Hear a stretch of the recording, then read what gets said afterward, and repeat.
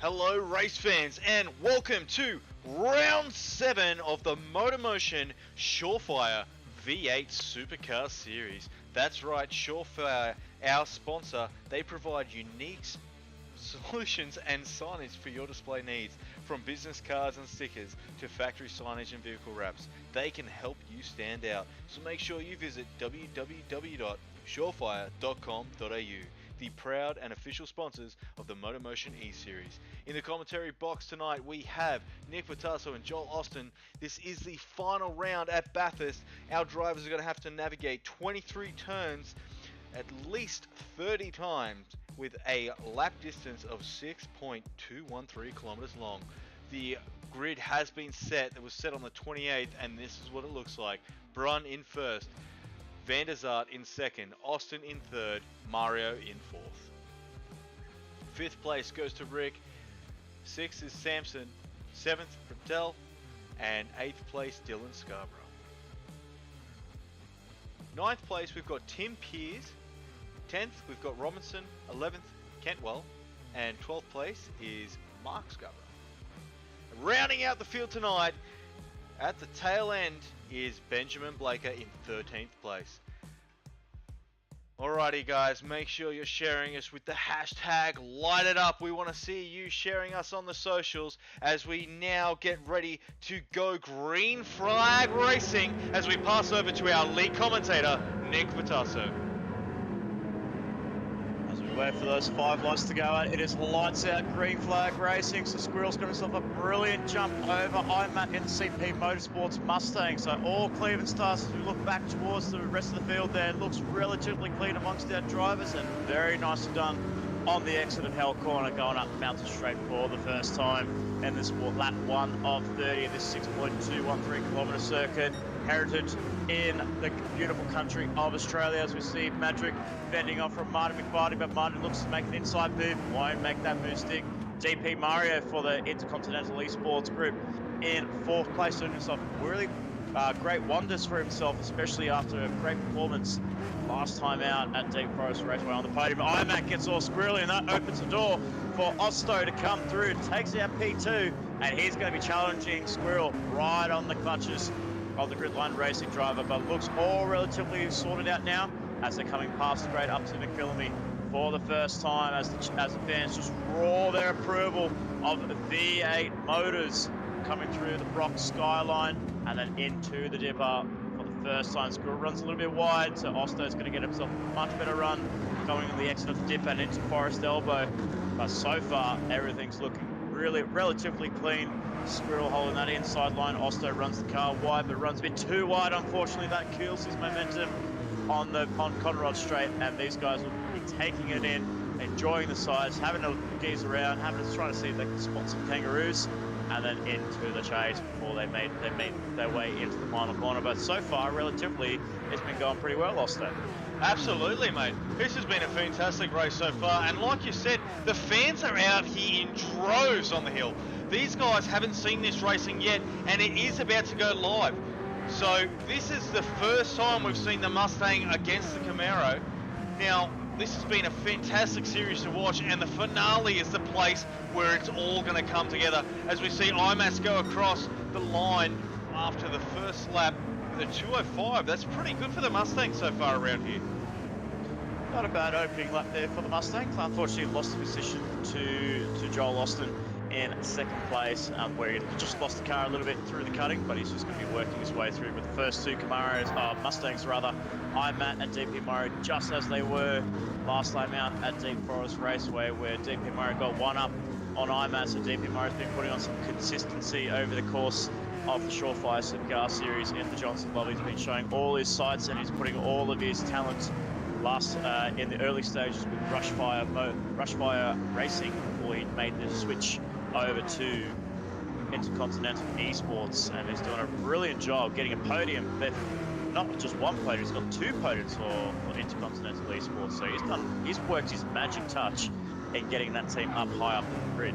I believe he's absolutely had a point to prove, being let go and now signing a new contract. He wants to do everything he can to say, you know what guys, I am DP Mario and I can drive this car. look at him go around this track. He looks fantastic. As we move back down to Madrick, who has this absolutely stunning one-off livery for the Jack Daniels team.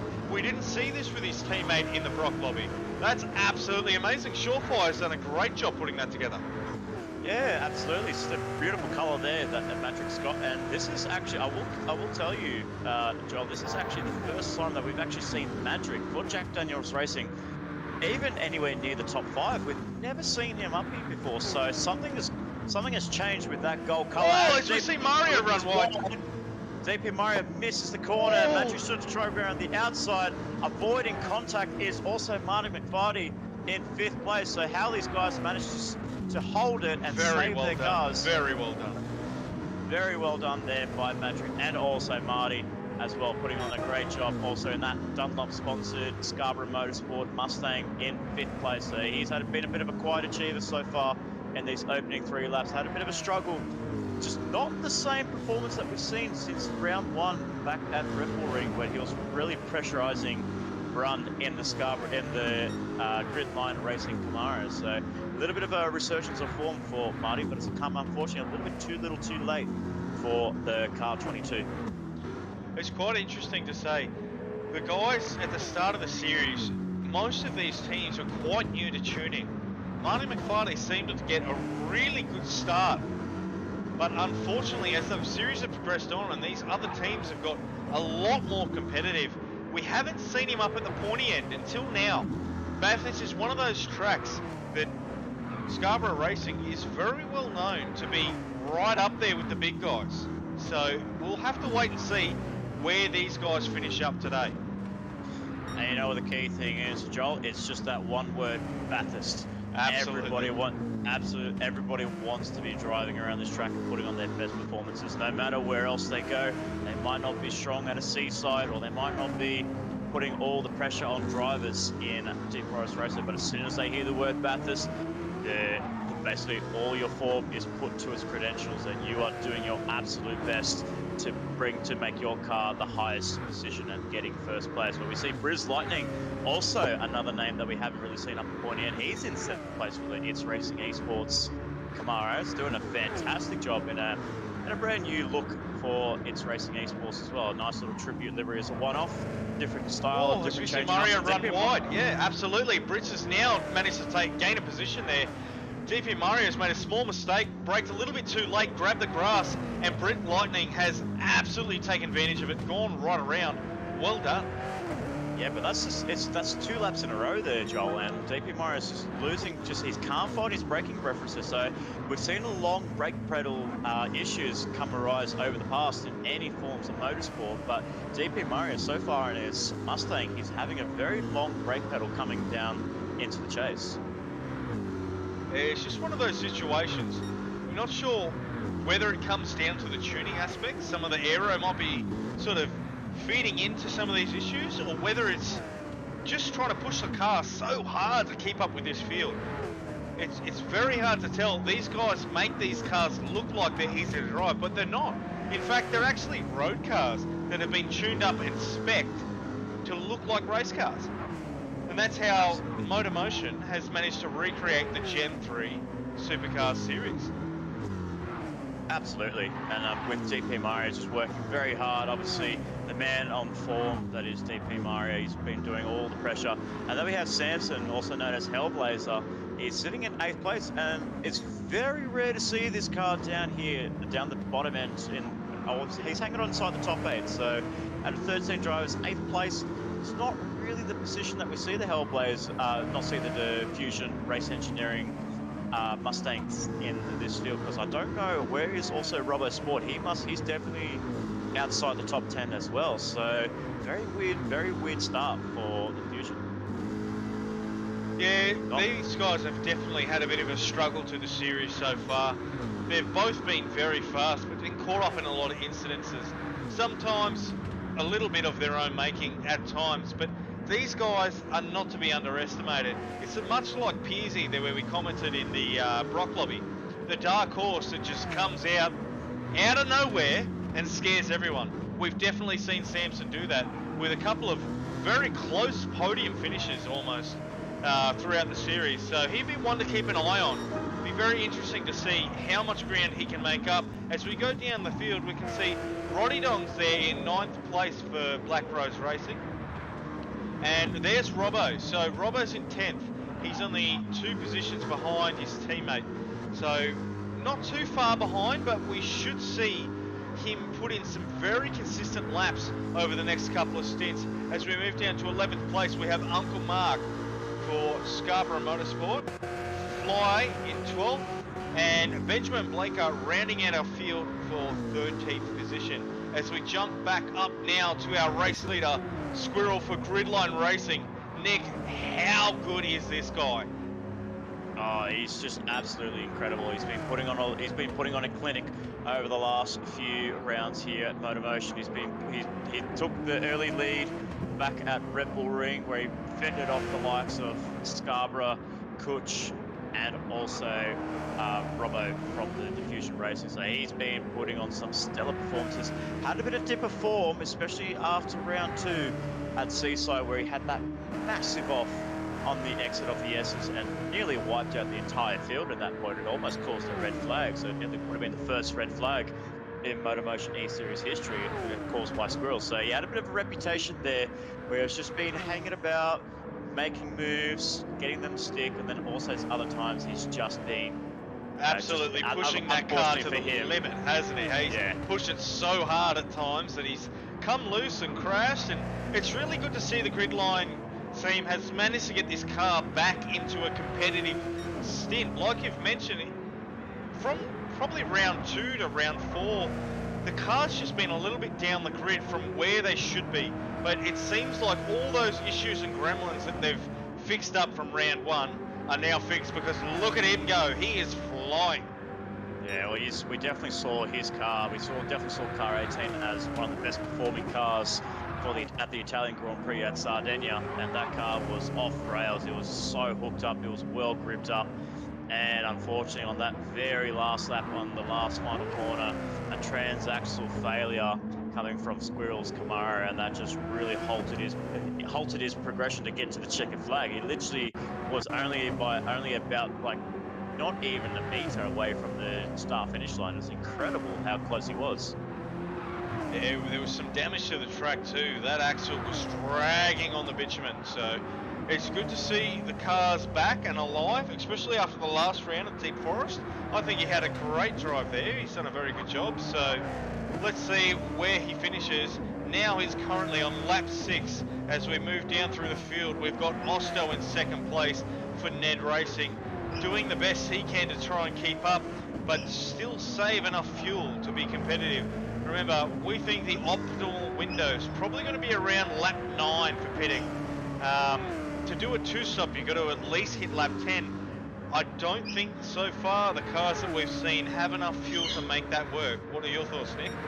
Well, anytime you see the fuel gauge that's under 50% and it's not even halfway, you know you're not going to make the 2-stop work, unfortunately. So everyone is more or less hanging around about that 40%, 38% of fuel in their tanks. So it doesn't look like anybody's going to be looking to make the 2-stop work, unfortunately, unless you really... it's really hard to explain that you have to like play with the fuel mixtures, especially at the top of the hill, because even though most of the time there you're staying in one gear and you're just trying to play with the throttle at the top of the hill, you can get away with basically the fuel tuning sides of things and basically just trying to minimize the fuel intake going into the engine. But for these guys as well, we've got to see a little bit of lifting and coasting if they need to make that, if they want to make that crucial lap in lap 10. But it's really tricky to make 2 stops work around this track. Absolutely, and we'd see those guys with the Fanatec direct drive wheel, depending on which setup they've got, there's actually a really good advantage to the stock wheel that the Fanatec offer. You've seen that they can adjust their fuel mix on the fly with a toggle. Now, doing that up through the corners, like you just mentioned, just being able to basically flick a toggle up and down, that's going to make a huge difference to the guys that need to cycle left and right to be able to do it. Absolutely. So basically, especially coming through these sections here through Solomon Reed, the great and then up through to McPhillamy. And basically, this is where you can be playing with your fuel maps and really just trying to bring it down to your lean mix 3, mix 4, even down this section of the track going downhill through the dipper, or the S's and the dipper into Forest Elba, even throwing it on mix 5 and 6. That's how you can make the two-stop work with these cars, but these cars are very heavy on fuel, and they're so heavy. And plus, this, that low-end supercharger is what's really consuming that fuel on both Camaros and Mustangs. Absolutely, the torque is through the roof for these cars. As we've mentioned before, this is a tuning series, so the brake horsepower limit is 650. We've also got Scarborough thinking about a move. Oh, wow, he almost done it. Not quite. He's going to tuck in behind and continue. Thanks to the move, but Madrick does brilliantly just to keep that position and keep that car in place. So holding on to a very, very good position, Madrick. This is actually looking, and I want to play the jinx on him at the moment, but if he keeps P4, this is definitely going to be his best race that he's ever put in MotorMotion E-Series, and it'll be a top class performance by Madrick. Who knows? Maybe it's a lucky last-minute surefire livery for him that gets the win. Exactly. I think that's the luck that he needed with Jack Daniels coming up with a special branding, special wrap for this momentous occasion here at Mount Panorama. But Madrick in fourth, Marty doesn't want to let him go though. So the Dunlopin sponsored Ford Mustang in 5th place, with Grizz Lightning in 6th, DP Mario 7th, and Samson in 8th place. So Samson and Robertson both 8th and 9th place. So Robbo is a very far down the field now. So there's a huge gap between 8th and 9th place and between the teammates. But Samson is pressurising. Samson, as we see the first of the pit stops in, we see Fly Balding in 11th place for Juiced Motorsport, getting his tank of fuel and a fresh set of boots. Wow, it's a lap earlier than the rest of the field. I wouldn't have expected that. So he's going to need to do a lap longer for his second stint as he comes out now behind. Yes, that's Benjamin Blaker. Uncle Mark's also gone into the pits with a fair bit of fuel remaining. So these guys are trying to do everything they can to try and catch up to the rest of the field. They haven't had the best start to the race, and they're going to try and do what they can to try and catch up. Maybe use a little bit of drafting to save some fuel. That's not a bad strategy for being at the tail end of the field. Pit a little bit early, get a bit of a draft on your way through and see how it goes. As we move back now to our race leader, Squirrel, he's making his way into the pits on the end of lap 8, getting ready for lap 9. So as we see the Gridline Racing crew there getting ready for him to come into pit lane. They've got a new set of shoes ready for him, so he is changing tyres. Osto's coming as well, and Imat's stayed out. He's managed to save a bunch of fuel. Wow. And we are seeing the exact same signs that we saw at Road Atlanta, ladies and gentlemen. Imat is going for that overcut. He's going for those extra laps or two. So he's just dipped into the red now. So I was going to say he could probably think about stretching it for one more lap. But if he pits end of lap 9 going on to lap 10, he's going to think it's going to look very, very spicy in the CP Motorsports garage with Imat being the master of fuel saving, and he's done a brilliant job. He's got the car provisionally in P1. First time we've seen a Mustang lead the Supercars series at Bathurst, but Imat taking out, being in first place, but yet to do a pit stop with Squirrel, Osto, and Roddy Dongs hasn't made a pit stop either, so Roddy Dongs holding on into 4th place as well. We did see Squirrel and Osto pit, so we'll have to wait and see to find out if Roddy Dongs has, but wow, as we're following Imat's here, he is using every section of road without touching a barrier. That is some absolute driver craft. That's amazing. Well, the in-lap is very crucial for the CP driver to really hook up the corners and really use those tyres to their last advantages and try and get as much grip, as much traction.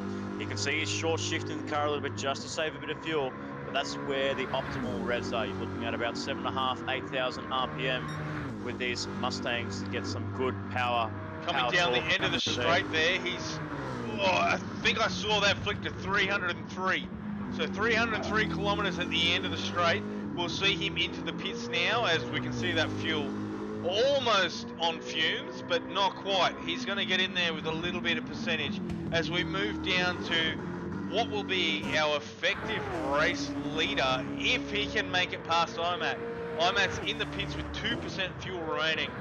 This is going to be pretty close, ladies and gentlemen. Very close. Gridline racing. Jeff Brun making his way around the final turn of lap 9 of 30. He cost himself a little bit on the exit of the chase there. Just hooked the car a little bit too much wheel spin, and it just didn't get him the best exit. So Squirrel's gone past IMAT, but what about IMAT and Osto? This could be one for this will be very close. These guys were very close before. Just wait for it. Let's have a look. There's IMAT right behind. So really, the gap that they had between them before, more or less the same, I'd say. Oh yeah, it's pretty close. It's definitely pretty close. IMAT's maybe dropped off slightly because of his last lap time. Wasn't as fast as the rest. But as we move up to Osto in second place, he's got work cut out for him if he wants to try and catch Squirrel. Yeah, I just caught in the background there. IMAT just went a little bit too deep going into Griffin's, and he just runs the car wide. He's also run the car wide through the cutting, so he's losing time, and these tyres are not warming up to him. So the cold tyres on these cars is not heating up for IMAT. He hasn't got the pressures. He hasn't got the pressures right. The team hasn't set the pressures for his tyres to be at optimal.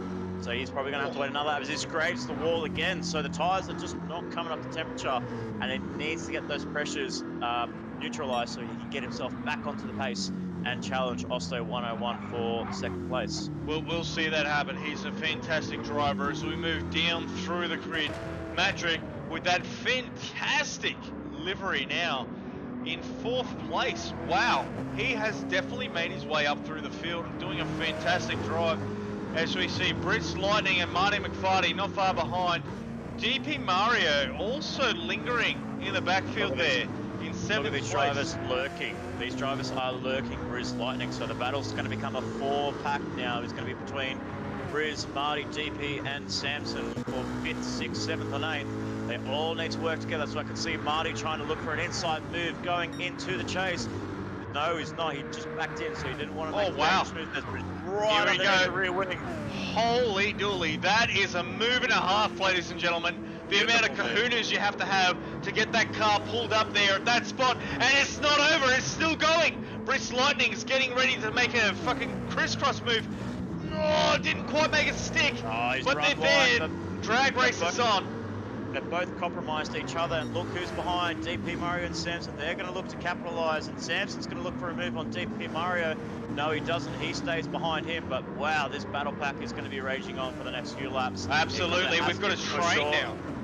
It hasn't even settled in. We're not even halfway through the race, ladies and gentlemen. We've got a long way to go with Marty in 5th, Briz Lightning, who's on the pace in that It's Racing Esports Camaro. And then we have DP Mario, who's struggled a lot in that opening stint, but is looking to settle in a lot more now in that Intercontinental Esports Mustang. And then we have Samson, or Hellblazer, in the Diffusion Race Engineering Mustang as well. So they've got themselves some big gaps over the drivers in 9th place downwards. Yeah, as we see Fly making his way up the hill now in 9th place. He's got a bit of a gap between himself and Robinson. Robinson's coming under fire now from Roddy Dongs. So Tim Pearce for Black Rose Racing, he's been one of those drivers, he's either hot or cold. He's yes or no. He's in or he's out. But I tell you what, he's definitely not out. He's doing fantastic, but not quite as fantastic as our leaders of the pack at the moment. He's one of those drivers that just, I'm not sure what the right wording is. When he gets the thing hooked up and he gets it going, he's one of those guys you worry about. Oh, he's just almost run onto the gravel trap in McPhillamy, just as you were about to comment about getting the car hooked up. Unfortunately, didn't hook up for him around McPhillamy going to the skyline. But yes, if you look back, especially to the French Grand Prix, he just came out of nowhere and started charging in through the field, and he even got past his teammate in Kuch 426, and he was actually ahead of his teammate for the next few corners. So confidence in the man that Roddy Dongs is, he's been showing some exceptional opening lap pace, and unfortunately as the race just dwindles on, he just starts to ever so slightly just slowly move his way back down the field. He can keep his consistency at some points when he's not really battling anybody, or when he's in a battle pack, that's where he's at his most vulnerable, unfortunately. But he's doing himself very nicely in P11. We also got to remember, Fly Boarding has actually made that 1 lap early pit stop amongst these drivers, so he's gained a couple of places as well. So Boarding has done a really good job with that undercut pitting on lap 7, and we're on lap 11 of 30, doing a really good job getting that Juiced Motorsports Camaro inside the top 10 in 9th place.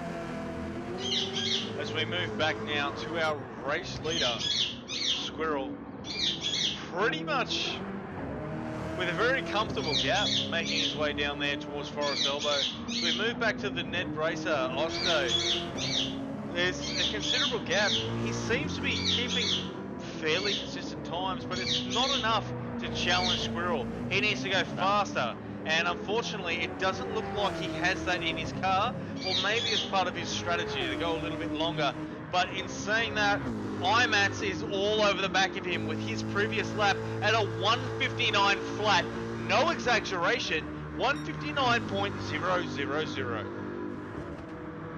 If I'm reading through the timing sheets, it's 0.0025, so it's quite close. It's very borderline on that 1:59 flat. But yes, IMAT has got those pressures stabled now, and he's back on the pace, and he's really hounding in car 101 from Ned Racing in Joel Austin in 2nd place. So he's got that Mustang working very nicely. Gets a really nice run on the exit of Murray's Corner as he sets another 1:59.3. So it'll be interesting to see what the lap times are between the two drivers in 2nd and 3rd. So we saw 1:59.3 for IMAT. What is Osto's last lap time? I believe that was also 1:59.546. So he is slightly gaining. And as we mentioned before, a 0.2 of a second, it's really not much. So we've got a lot of laps to go. We're not even at the halfway mark yet. We're at 13 of 30 laps here in the MotorMotion ShawFire V8 Supercars series. As we move down through the field, we've seen Squirrel in 1st, Osto in 2nd, IMATS in 3rd. Madrick having a fantastic drive with this brand new livery for ShawFire Racing that has applied. So Jack Daniels Racing has approached ShawFire and said, hey, this is what I want to do for our last race at the Enduro. They've just turned around and put this amazing wrap. He's told me himself this is the Jack Daniels Gold Edition. So, well, I think they'll be quite happy by the end of the race if they get some Gold Edition Jack Daniels. What are your thoughts, Nick? Ooh, I might have to go to Diffusion, see if I can get any bottle of vouchers and see if I can get myself a Gold Edition. But as we saw at the background there, Marty has actually pulled away from that raging battle pack between Mario, Briz and Samson. So he's pulled a bit of a distance amongst these guys. DP Mario looks like he's gone ahead of Briz Lightning, and Briz Lightning's now coming under pressure from Samson. So I think it's just coming into reality that unfortunately Briz Lightning, thought with that electric start that he had, unfortunately it's just kind of dwindling it down a little bit. It's just getting into his own rhythm. But unfortunately, it's not the rhythm of the top 5 drivers, and he's down in P7 with Samson right on the clutches of that rear wing of the It's Racing Esports Camaro. As we go down through the field, he's hitting about 310 kilometers down Conrod Straight. That is absolutely amazing in the slipstream. Yeah, tucking in the slipstream, those guys are going to get the absolute maximum of the horsepower out of those cars. It's fantastic to see them absolutely flying just as fast as the counterparts in real life. Yeah, absolutely. I mean, even with the Gen 2, the Supercars, they were almost clocking about 280, 285 kilometers down Conrod. Just really depended also on the wind direction as well. And yeah, if you've got yourself a tailwind going down Conrod, you'll be definitely seeing the cars going 300 kilometers, limiter bashing, going into the chase. So it's very cool to see those Supercars. But with these new Gen 3 Supercars, we may even see speeds would be kind of close to reaching that. I'd say if they get themselves a really good run out of Forest Elbow, we might be even seeing these cars hitting 300 kilometers down the straight. We'll have to wait and see. Fly Boarding holding on to 9th place. He looks like he might be making a pit stop in the next couple of laps, but he's done a really good job with the fuel saving. So I would have expected him to come in the next lap, but with his fuel saving, he's done quite well. So he can definitely go for at least 2 more laps and follow the same strategy that everybody else is on lap 8 that pits onto lap 16. So he'll be on the same lap time as same strategy as what Squirrel is on at the moment. It's quite interesting here because Robbo's already had that extra pit stop. You can see he's got quite a bit more fuel. And he's not too far behind, but in saying that, when it's all said and done, and it all runs out past the next couple of pit stops, it'll be interesting to see if Fly still has the advantage over Robbo. Because they're two very different strategies. As we move back up to Fly and look at that fuel, it's just under a quarter of fuel remaining. So he's looking to probably pit in just after lap 15, maybe lap 16. Where Absolutely. we look at Robbo, he's going to push that out as far as he can. Two different strategies. It's going to be two different results, but how close they'll be, we'll have to come back and check that later. As we move down through the field, Roddy Dong's in 11th place and Benjamin Blaker in 12th. Moving back up to our race leader on lap 15. We're at the halfway mark now as he makes his way up the hill. Nick, what are your thoughts? How much of a gap does he have? Is it enough? Is he safe? Or is he still going to come under pressure later in the race? Nah, I think he's got himself a well-established gap there. He's looking at about 8 to 9 seconds between himself and Osto 101. Unfortunately, with the cameras that we've been given, we can't see the gap, so we're kind of doing rough estimates there. But what I'm seeing here is I'm seeing the battle pack closing between Osto and Matt. So the gap is extending because of this battle pack that is brewing on between Osto and Iman. And Iman's just been a man on full. He's the hot driver. He runs wide through McPhilly. He takes the Scott McLaughlin line, takes the S's and the dipper very nicely. He's done a Scott McLaughlin-esque kind of line there, and it's paid off for him very nicely. He's actually gotten how's he managed to hold that car straight? That's absolutely fantastic. He's had, what, 2 wheels well off into the grass, dirty tyres, shook them off coming down. Wow, what a drive, what a steerer. He's done very well, and especially over his debut back at Road Atlanta. He's only 3 rounds in, and the guy's just been absolutely showing his class. We've never seen the name before. Not even I myself. I've never seen Imat race before, but he's definitely been a surprise package. Had he actually been earlier in the season in racing for another team, not only CP Motorsports, but honestly, any other team, I'd say he would be in competition for the lead at this point if he had started from the start. I myself have seen Imat around. He is one of those drivers that you don't want to mess with. He is very, very fast. But the thing is, he's very clean. He only likes close racing. Anytime there's sort of contact or miscurity around the race line, he goes, look, this isn't what I'm in for. I'm here for a good time. So it's one of those things. He's the kind of racer that looks for the premium of leagues to join, as we see him get a little bit sideways coming through there. And honestly, we've got to be really, really critical here. Yeah, MotorMotion. Let's go on board with Iman and see what the comparisons are between these two drivers. Osto's getting really squirrely on the exit of the cutting, and then we see Iman really trying to push that car. Iman, so you can definitely tell with that 1 lap pressure set of tyres compared to Osto. Yeah, he can run that car to how he wants to run it. Sitting in that draft coming up the hill as well is going to really affect his line. He's got a nice exit. Really hurts. That exit through McPhillian was bang on, as close as you can get to the wall without brushing it and putting a paint mark on the wall there. Lost a little bit of time through the dipper there. That's well expected with the Mustang being very slippery in the corners. But you watch this Mustang fly on the straight. He's going to be putting pressure on Osto 101 in 2nd place, and you can definitely see the gap is starting to close. He's tucked in underneath that rear wing. It's going to start closing. We're about 4 tenths in. As it starts ticking down, 3 tenths, then coming into 2 tenths, going into the chase. Wow, also braking very late. This is probably going to be for an advantage for Iman here. He's managed to get the corner cleaner. Also throws up a bit of dirt. Oh, wow, it's thrown him off track. Oh, Osso's gone into the pits though, so Iman has enough fuel to go around one more time. Wow, all the action there for you, ladies and gentlemen. Osso throws up a bit of dirt. Scared Iman, and it's almost made him come loose, but he's managed to collect the car, which, well, thankfully, has now put him into the lead. So we'll see him pit probably... What are your thoughts, Nick, at the end of this lap or one more to go? Because he's got a fair bit of fuel remaining. If the car's not blinking red here by Conrod Straight, he can definitely go for one more lap there. I mean, it's really close. I mean, Imat unfortunately got himself onto the grass as Oster was pitting, and that's going to actually cost him time in the pit lane. So he's going to have to make this overcut work with these fresh tyres that he has in the car.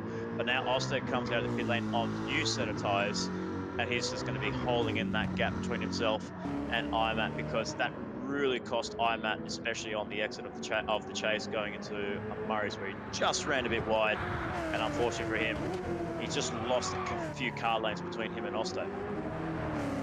Yeah, it's just one of those things, mate. Sometimes racing is racing. As we move down into 4th place, Matrick still holding his own. Yeah, he's doing his own race. He's coming. I can see DP Mara in the background now, so I think DP Mara's wanting to try and get that 4th place back that he had from qualifying. It started in P3, did DP Mario, but he's wanting to get that place back and at least salvage some good points for his team, especially for Intercontinental Esports, who haven't had the best run in the team's championship, unfortunately. So he's hanging around I think it's down the bottom of the standings there. So very unfortunate, but I think with the signing that they made with DP Mario, it's definitely given them a lot more points and a lot more confidence in that car come 2024 for the Supercar Series. It's going to be the furthest we've seen the Jack Daniels Racing team up the order as well. Yeah, in 4th absolutely. place, just off the podium. If he can apply the same amount of strategic and discipline that he's shown so far, he might even be able to challenge for a podium by the end of this race. As we see our race leader now, Imat, as we expected, coming into the pits. His pit lane crew is ready for him. He's getting ready to chuck on a new set of shoes and some fuel. How far away is Squirrel? Squirrel goes past the pit line. So now he is the race leader. We didn't think that Imat was going to be able to get the undercut over him, but where the action's at is he going to be ahead of Osto? As Osto makes his way around turn 1. Imat's come out with 100% fuel. This is very close, ladies and gentlemen. The drag race up the straight. Wow, it's on. Osto's had a better run from the corner because he's had the whole run straight up. But now Imat is right on the rear bumper of Osto, right tucking in under the spoiler. He's going to be applying the pressure. This is going to be a battle to watch. Oh, it's game on between these two, and you can definitely hear the crew chief in Chase Persh, the owner of CP Motorsports, just willing his teammate on, his lead driver in Imat, saying to him, all right, he's done the Pete Bonington, it's hammer time on that last lap, and he put in the in-lap of the ages. Like I said, had he not made that mistake on the previous lap, running too close to Osto and running wide on the chase, I think we would have seen a different outcome. I definitely think we would have seen Matt ahead of Osto.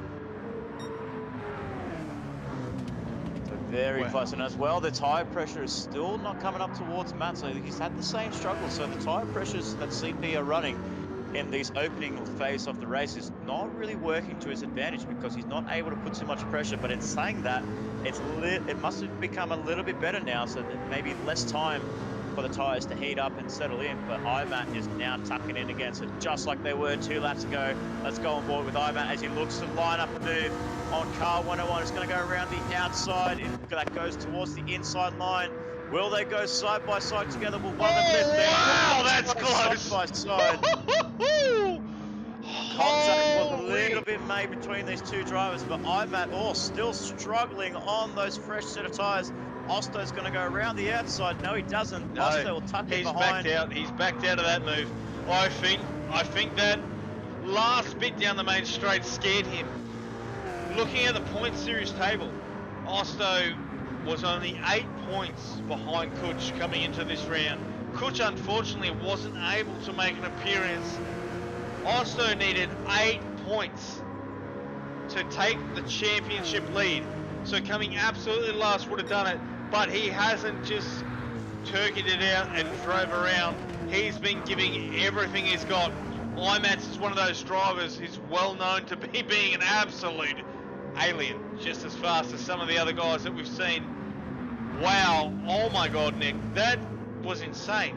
Those drivers came so close to making contact. I don't think they did. I think it was literally the diffuser of the Ned Racing Camaro that just dipped under the rear end of IMAT's Mustang there, coming into those final corners.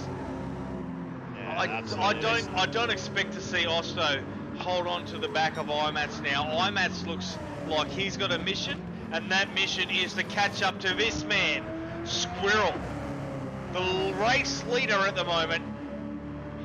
Wow, does he have a gap or what? Yeah, he's putting on the same performance as we saw in the Brock Lobby with Scott and from WTCC, who won the championship for WTCC, and they gave them the upper hand going into the championship, into the team's championship battle with Ned Racing and WTCC battling it out for the top spot, for the top prize. So their drivers are done. It's all up to Osto just to keep this car clean in third place. If he keeps it in third, they're looking pretty to taking out the team's championship. But we'll also have to wait for Osto to come across the line, as it's not over yet. Anything can happen, ladies and gentlemen. We've seen plenty of action here in a MotorMotion E-Series ShawFire Supercars. We've seen a lot of disconnects. We've seen engine failures. We've seen transactional failures. We've seen oil leaks. We've seen protesters last time out at Deep Forest Race, where anything can happen. So don't write your money off yet, because even if Osto gets a DC or a technical problem, he might not be winning this. Absolutely. From what we can see of the statistics, if Osto finishes 6th or higher, he is going to take out both the championship and the team's title. Let's not take into account any of the results from the Brock Lobby. So if he can finish 6th or higher, Ned Racing will take out the team championship. If he manages to finish the race without disconnect, he will take out the championship for himself in the Johnson Lobby, because we see him there in 3rd doing a fantastic job driving around. I think he will be safe as long as he doesn't have a disconnect. We've seen stranger things. So as we move down the field, we've got Madrick in 4th, DP Mario in 5th, very close behind. Brits Lightning in 6th place. Aiden Sampson doing all he can in that Mustang for the diffusion entry in 7th. Marty McFarty driving around here in 8th place for Scarborough Motorsport.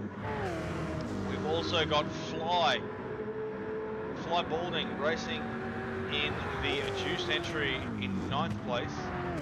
R. Robinson there in 10th. Ronnie Dongs for Black Rose Racing in 11th place. And Benjamin Blaker now in 12th, as we've seen another car have to pull out due to a mechanical failure. Yeah, unfortunately we saw everyone's favourite uncle, Uncle Mark, retire from this race with Scarborough Motorsport. So now a bit of a tough time for Scarborough Motorsport, because Marty was hanging up as high as 5th place, and now he's down in 8th place. So again, this is the kind of trend that we've kind of seen with the Scarborough Motorsport cars. They start off positive, but unfortunately they start sliding down, just like we usually see with Bruce Lightning 55, but he's actually holding on very nicely to 6th place. So Bruce is doing a great job keeping that car in the pointy end of the field as we go on board with a lap with Squirrel as we take us around this 6.213 kilometers. So sit back, enjoy the action with your race leader, Squirrel 18.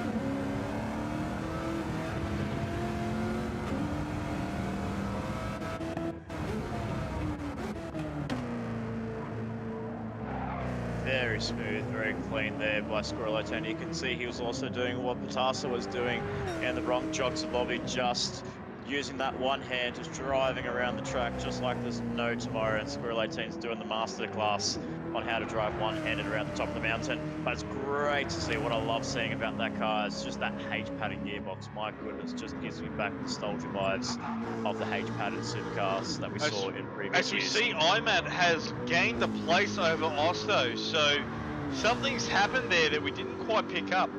IMAT seems to have a decent gap as well. If you look at his lap times, he's been absolutely flying. So he's managed to get past Osto. He's doing everything he can to catch Squirrel now, where Osto definitely couldn't do it.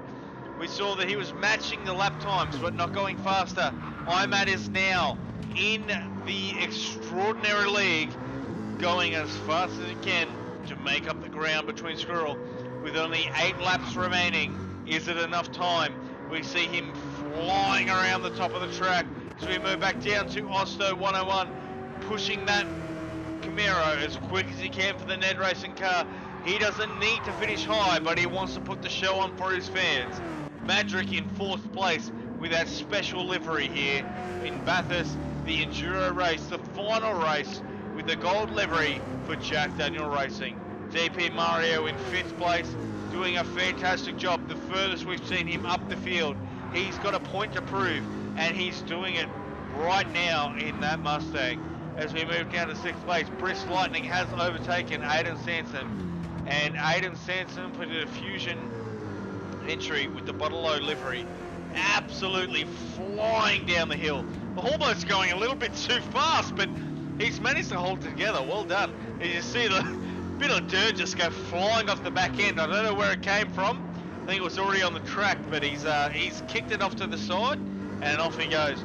Moving down to 8th place, we've got Marty McFarty, so that's Dylan Scarborough for Scarborough Racing. These guys have had their fair share of battles, troubles, and everything else.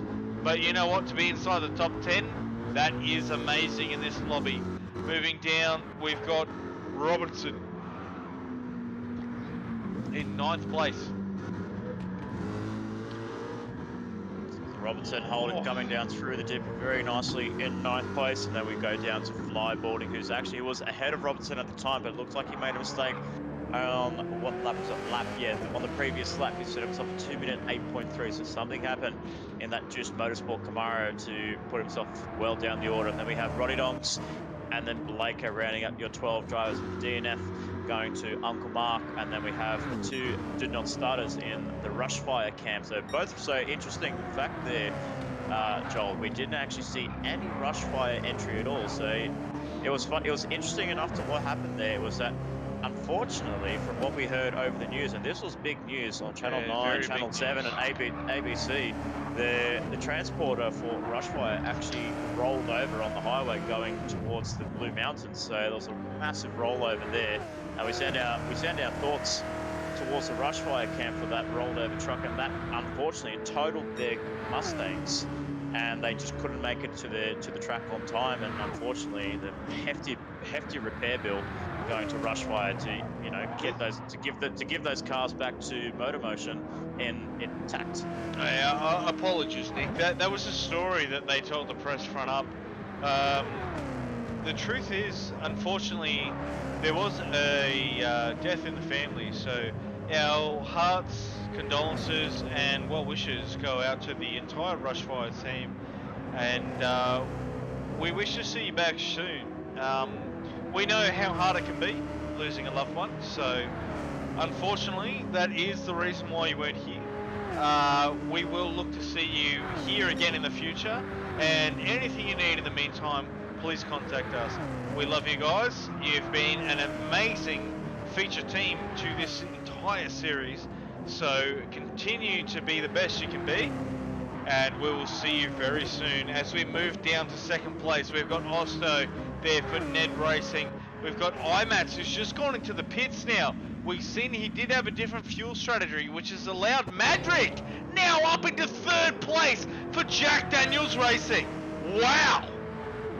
Yeah, so it looks like Magic's just going to go for that 1 lap extra. He's battling it out with DP Mario, unfortunately, so he won't be. He's going to have his he's going to have his fame of getting himself inside the top 3. That's the highest that he's actually gotten in the Johnson lobby with Jack Daniels Racing. But unfortunately, he'll come to reality where he'll be needing to battle out with DP Mario. So that's his battle for 4th place. Him versus DP Mario, the battle for the top 5. It will continue on as like you said, it's very, very surprising to see him come very early into the pit lane there. He was the one that with the undercuts and overcuts. And he's got himself a half-second penalty for cutting the line.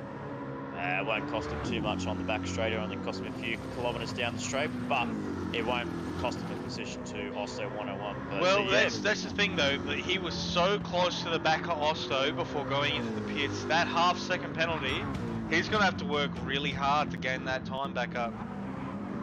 Yeah, it'll be a bit of a process for IMAT, but I feel like he's going to be able to keep it steady, and he's got the car and the capabilities of keeping that car pointing straight and keeping that ahead of Osto 101. As we see a squirrel pit for the final time at the end of lap 24, going on to 25. We're about 6 laps to go to the end of the race. Squirrel leads, but he's into the pit lane now. Then we'll see Osto follow him very soon as well.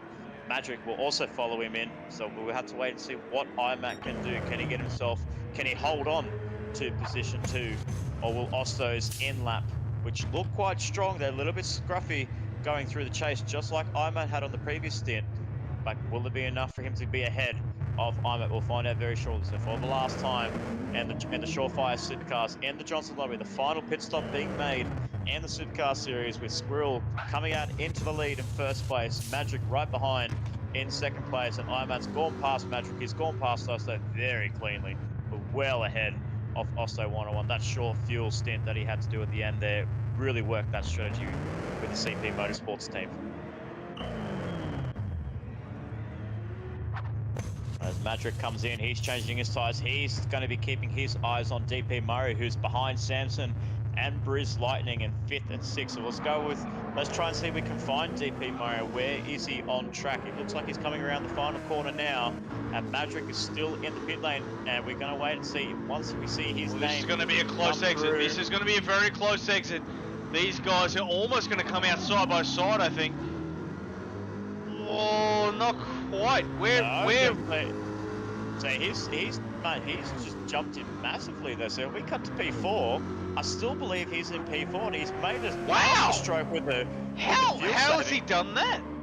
I've got no idea. How did the Jack Daniels Racing driver make that work? Car 28, Madrick, you're telling us secrets that you haven't told us throughout the whole 7 rounds of the ShawFire Supercars, because my goodness, this car is flying. If these guys come racing next year in 2024, I want to see this gold on their car. And absolutely. This livery has given them superpowers. It's like Gold Sonic.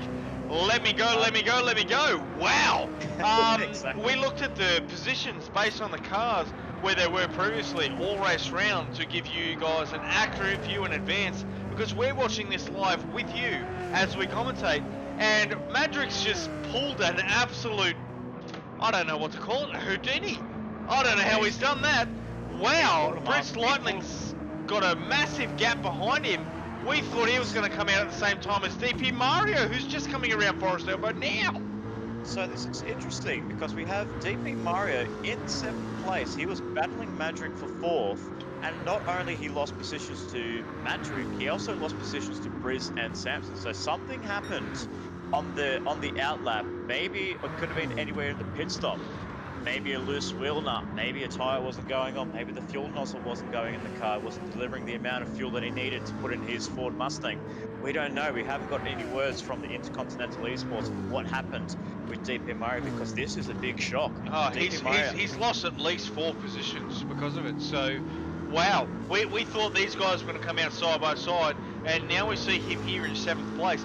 So, you know, Madrick's done nothing wrong. Nothing right. He's just done his pit stop as per normal, but what we would have thought DP Murray to be side by side with is just now way down the field. It's wow. Yeah, I don't have words. As we move down, we've got Aiden Sampson in 6th, DP Murray, as we explained, in 7th, Marty McFarty in 8th, Robinson in 9th place, Roddy Dons in 10th, Fly in 11th, And Benjamin Blaker with a 3-second penalty for crossing pit lane lines. Now also crossing some extra lines. Whoa, he's held the car. 3-second penalty. That's going to take an eternity as we move back to our race leader. Oh, he's actually, before you say that, he actually clipped the dipper there. We heard that massive crunch coming from the ISA Mustang there, unfortunately. Yeah, dirty tyres across the top of Bathurst is never a good mix. No, absolutely not. As we approach lap 7 of 27 of 30, rather, not 7, getting. Otherwise, I can't remember what happened on lap 7, but we're on lap 27 of 30. But I do want to give a special shout out to the driver in 8th place, Martin McFarty, for Scarborough Motorsport. Had it not been for this man, Dylan Scarborough, we wouldn't be having the ShawFire Supercars. So I really, on behalf of the commentary team and every driver that has participated in the ShawFire Supercars, we thank Marty for his services and we thank him for putting on a show and getting these cars to where they should be. The parity wars, of course, there's going to be a lot of parity wars and exchanges between Camaros and Mustang, but hey, you need that rivalry once in a while. So Marty McFarty and Dylan, you guys have done an amazing job putting on a spectacle for us to show, to broadcast to the fans and to the viewers. Thank you so much for this, and it's been an awesome season to be a part of. Absolutely, MotorMotion has done a great job, and thank you for picking up our sponsor, ShawFire. These guys have been there supporting us from day one all the way through to the last day. So we've got to say thank you very much to both MotorMotion and ShawFire. ShawFire, the official sponsors of the MotorMotion V8 Supercars E-Series. If you want to see what they can do for you, visit www.shawfire.com.au. They can provide you with unique solutions and signage and display needs, from business cards and stickers to factory signage and vehicle wraps. They can definitely make you stand out. As we come to the end of lap 27 on board with Squirrel, the race leader, we see the bloke behind him, a lap car, run a little bit wide, just trying to keep up with him. This guy is absolutely flying. Yeah, you can even tell him back mark was trying to copy what Jeff was trying to do in that car 18, but they just can't do it. They just don't have the confidence in their car. So with flyboarding, unfortunately, a lap down is the next driver in line that's a lap down in this huge, in this amazing, stunning livery that Gridline Racing have put out for the MotorMotion Supercar Series. They've done a great job bringing those Gridline cars back into the fold. So this is actually the resurgence of Gridline Racing, taking a bit of a hiatus after the pandemic of COVID-19 in 2020 and 2021. They come back in full force and having them break away from sim racing in 2022, just exploring their other options. As we saw, Squirrel was the amateur driver champion in the GT3 class, as well as we saw Scott Taylor in the Pro-Am class taking victory in that as well. Not only taking victory in that championship, but he also took 2 victories in the process as well. So he's done a very good job. And to bring these two back into Gridline and reform Gridline Racing in a brand new era of E-Series, of E-Racing, it's been a great sight to see. And Squirrel is leading the way by a commanding lead over Iman. I believe that's looking at around about 12-13 seconds between Squirrel and Iman. It's just incredible how huge that gap is. But we can't also forget Osto 101, the man who we thought we doubted over the season, had a bit of a struggle in the GT3 championship. As soon as he comes into Supercars, he's been a different man. He's been the one to keep an eye on. He's the man that has been pulling through and challenging Kutch 426 for that championship. Very sad to see Kutch not partake in this championship for the final time, as it would have been a very close battle between these guys. It would have been really close. It would have been interesting to see where those guys would have ended up, but this is a nice battle pack we've got here, Joel, between 4th, 5th, 6th and 7th. Yeah, we've almost got a second train happening. So between 4th, 5th, 6th, 7th, and actually, let's be honest, 8th, he's not that far behind. But if we jump back up to 4th, Madrick, having an absolutely fantastic drive. This is the best we've seen him so far. Not far behind is Brice Lightning, right? This guy's usually been in the rear of the pack all season. So these guys know Bathurst. And you know what? They know how to race. they're putting it to Aiden Sampson, who is one of the fastest Mustang drivers around. We've seen him at the top end of the field, and even last round, very close to a fucking podium. So, oh, as we see DP Mario start to make a move. Oh, here we go, ladies and gentlemen, it's on. Oh, it's not quite, not quite. Oh, he did a Wow. fake dummy, fake right, and then faded left onto the inside. So he did a very Daniel Ricciardo-esque move that we saw on his teammate Sebastian Vettel in 2014 at Monza. Does that faint move on Sampson, but it didn't fluster the diffusion driver in 6th place. Car 21 still holds on to 6, but yeah, like you're saying, Magic and Bruce Lightning, rear of the field throughout the whole season. Come Bathurst, as I've always said, Bathurst has always become a special event, and for these guys, especially 4th and 5th place, they're right up there on my driver of the day, but we'll have to find out who wins that at the end of this Grand Prix. Absolutely, mate. I got to agree with you. There is just a time and date for some drivers. Some drivers really pull all the cards out on tracks they're familiar with. Other drivers just surprise you because they do something you didn't expect. And for me, look, Aiden Sampson's usually up the front of the field. He's there in 6th and he's battling some really fierce competition.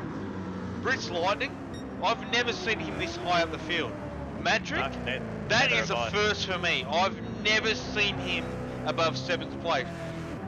It's got to be the livery. ShawFire's done it for him. They've made him faster. Exactly. They must have given him some special money there. They try to say, look, let's make this car carbon fiber and let's wrap it in gold. So let's make this car fly around this track. But absolutely, you know, between myself, Kez, and Scott commentating in the Johnson lobby throughout the whole series, we've always seen these guys down the rear of the field. And you know, if we had Kez or we had Ando here in the commentary box, that would be an awe. Being Magic and Bruce Lightning at the top of the field, but we're on lap 30 of 30, the last round and the last race broadcasted to you on MotorMotion E-Series YouTube for the ShawFire Supercar Series. Squirrel coming around the track for the final time through Solomon as he approaches. Using absolutely every inch of road that he's got to. He hasn't given up knowing it's the last lap. He's giving it all he's got. He's trying to almost put down a fastest lap. He wants to stay Mr. Consistent as we see lap 29, 28, 27, all in the 159s. He's just having a bit of fun there. He just wants to cruise around, have a good time. As we see the fans rage, show their support in applause for the Camaro driver. They've seen one Camaro driver take out a championship and the victory. As we could say, it's been a parity wars between Camaro and Mustang, that the Camaros have taken all the victories that we have seen here in the MotorMotion E-Series. Very close to the Mustangs on a few occasions, but unfortunately, the packages that we've seen from Black Rose Racing, from Gridline Racing, from Ned Racing, have all been leading by example and coming around through the chase for the final time. We have Squirrel 18, Jeff Brunn approaching the corner, almost slowing the car out in celebration, and into Murray's for the last time, lap 30 of 30. Congratulations, mate, you've done fantastic, yeah! Squirrel 18 takes the victory for the last time in MotorMotion Supercars, with IMAT in 2nd place, coming across the line in the CP Motorsport. So another Mustang on the front row just drifts the car out, but the man we have to keep an eye on, Osto 101, as he approaches the final corner for the final time, will come in, will come around the corner, will take the victory, and will take the checkered flag as your 2023 ShawFire Supercars champion. Osto 101 for Ned Racing. Big congratulations to the man in 3rd place, as we have Madrick. We've seen some yellow flags come out, which is interesting, so we'll have to come back to that a little bit later, but there's a bunch of rubber marks on the road there, so we'll have to wait and see what happened. Madrick takes 4th place, Bruce Lightning in 5th, DP Mario right behind in 6th, Sampson in 7th, and we've got the first of the Scarborough Motorsport cars there in 8th place. So the man that comes around in 8th place for the final time, the leader of the ShawFire Supercars, the man that put this all together. We thank him so much for putting on a great show, and we're definitely going to be missing these cars throughout the rest of 2023, but the year of 2024 is going to be a bigger and better year for Supercars and MotorMotion E-Series as he rounds the final corner through Murray's, putting on a great show, putting on a show for the fans in his Mustang for 8th place. Great job for Marty McFarlane to finish in 8th. Robinson, a race to forget, unfortunately, after we saw him get himself an early podium at Red Bull Ring for Diffusion Racing, finishes in 9th place, and then we have our lap runners in Roddy Dongs, Flyboarding, and Blaker, with our DNF going to who was it? That was Uncle Mark, and then our did not starters, the Rushfire team in Burge, and also Wade Rushton, the leader of Rushfire, and also crucially the championship leader going into this race, Kuch 426, did not make the start line, which gave Osto 101 the easy way of cruising into the victory lane and getting himself the checkered flag and the championship win. So big congratulations. As he makes his way now down the end of the main straight on his second lap, he looks like he's celebrating for the fans. He's break. Oh, he's doing a humongous burnout, ladies and gentlemen. Wow, he's putting it all